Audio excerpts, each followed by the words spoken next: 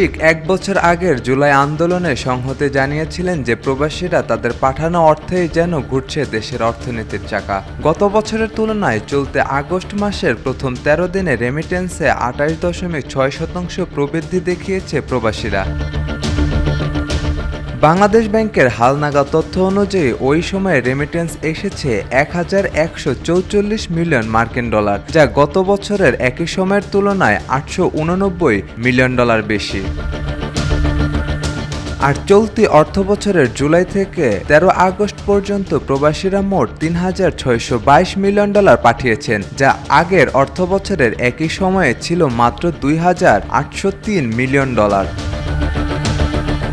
জুলাই মাসে দেশে এসেছে ২৪৭ কোটি ৭৯ লাখ মার্কিন ডলার, দেশের মুদ্রায় প্রায় ৩০,২৩০ কোটি টাকা। মাসটিতে সবচেয়ে বেশি রেমিটেন্স এসেছে মধ্যপ্রাচ্যের দেশ সৌদি আরব থেকে।